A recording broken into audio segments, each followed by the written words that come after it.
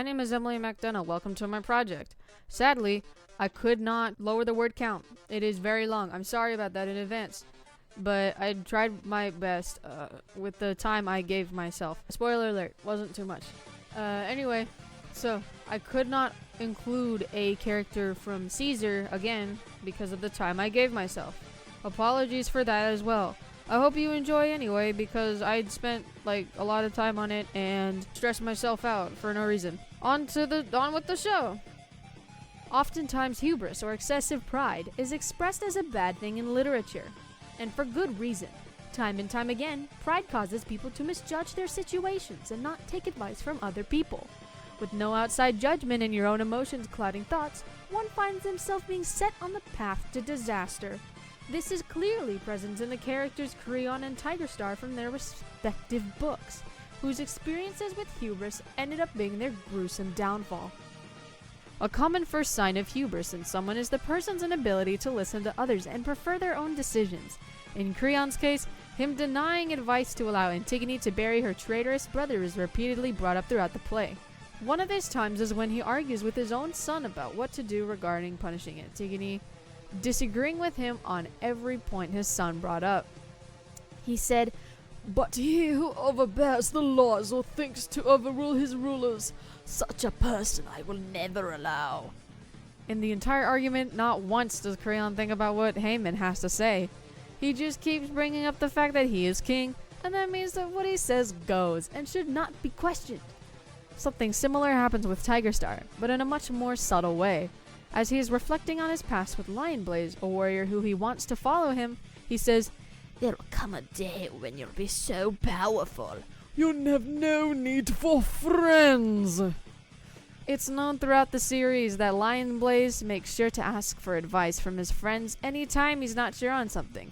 So when Tigerstar says this, he is saying that the best way to become powerful is to have no one that can sway your decisions. This is exactly what happens when Tigerstar rises to power after he has abandoned everyone that could possibly influence him. Throughout his rule, not once does he allow anyone to question him without getting punished.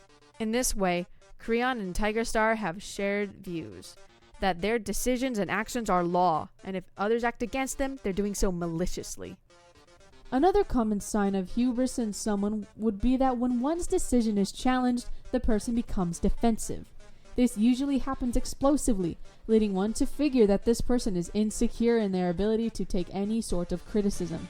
This is shown in the lines Creon says in Antigone when his decisions are challenged by his son, even going so far as to call him a traitor when Haman was just trying to help him.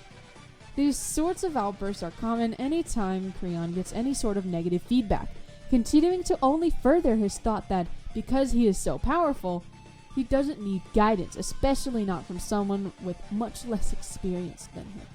In a much more destructive manner, Tigerstar mirrors Creon's actions.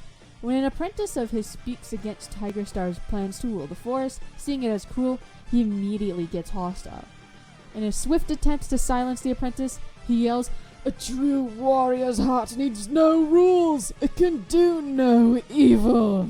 For someone knowing of Tigerstar's pride in himself, this does not come as a surprise, and this ends up not being the only time he becomes defensive over his ability to lead, because in his mind, he does not need feedback. His actions are wise because he is powerful. Both these characters, though one was much more anger-driven, have pride over their decisions to lead at their core, making them explosively defensive when someone criticizes said decisions. After the dismissing and retaliating to anyone who disagrees with them, characters in literature who have hubris will often turn to violence to solve their problems and silence anyone they see as an opponent. Most of the time, these threats or actions occur when the character has reached their breaking point.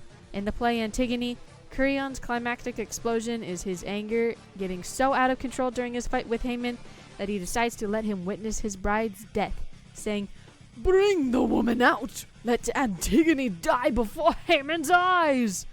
He resorts to using violence in the form of emotional trauma against Haman to get him quiet. He couldn't accept the rebuttals, so he decided to use death to solve his problems. Less dramatic, but more sinister. Tigerstar's reaction to constantly being challenged is to threaten anyone who dares to speak against him. Someone once on his side who looked up to him, Fireheart, confronts Tigerstar after the cat has been exiled After Fireheart points out all of Tiger Star's flaws in his plan to make the clans great, he retorts, "Keep your eyes open, Fireheart. Keep your eyes pricked. Keep looking behind you, 'cause one day I'll find you, and then you'll be crow food." This threat comes when Tiger Star's pure frustration and rage boil over, only now restraining himself from actually killing Fireheart because the army of cats he has behind him. The final key point of hubris is when the fall occurs. Usually, said fall brings along immense pain, anger, guilt over not being able to control one's actions, and possibly death. And Antigone, after Creon decides to go back on his decision to kill Antigone and just imprison her instead, he finds that he is too late. Antigone, and soon the rest of Creon's family, had already died. Creon, struck with tragedy because he never accepted advice, being so mournful, cried, "Nothing you can say touch me anymore. My own blind heart has brought me from darkness to final darkness." Because Creon failed to listen to others in reversing Antigone's punishment earlier, the domino effect ensued, and ended up leaving him with no family. He remained a broken man, and with no family, he couldn't even ensure a legacy. While Creon was left to sulk, Tiger Star's fall ended up with him in flames. When he commands a group of deadly killers to attack ThunderClan, his birth home that he betrayed, they don't move. Angry, he demands to know why, only to be told by Scourge, the leader of the killers, that they only listened to him, not Tiger Star. The look that Tiger Star gave him was incredulous and glittered with all the hatred he had ever shown to Firestar, as he couldn't believe this scrap of a cat was defying him. Was his reaction to being denied leadership, causing him to lash out at the smaller cat to take his throne. In the end, he was thrown to the ground, dying from a wound Scourge had inflicted on him. Unlike Creon, who got to live in his failure, Tiger Star was forced to die a bloody, horrible death while his enemies watched. The lowest of deaths for a warrior like him.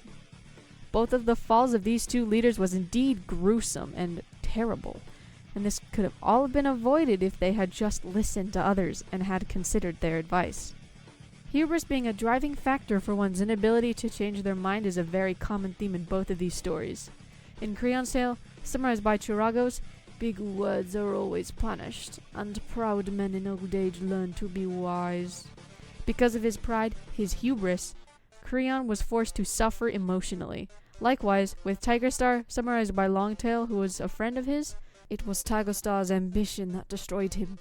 If he had just been willing to wait for power to come to him, he would have been the greatest leader in the forest. In Tiger Star's end, because he was so stubborn in his ego, he died a disgusting, painful death, all the while knowing his plan to rule the forest had crumbled to pieces. The writers of both Creon's character and Tiger Star's character let these two fall in such a manner to warn the people of today of hubris, and the destruction it can and will bring to one's life if they let it get out of hand and don't try to correct it. The end. I hope you had a really good time. Sorry, it's so long.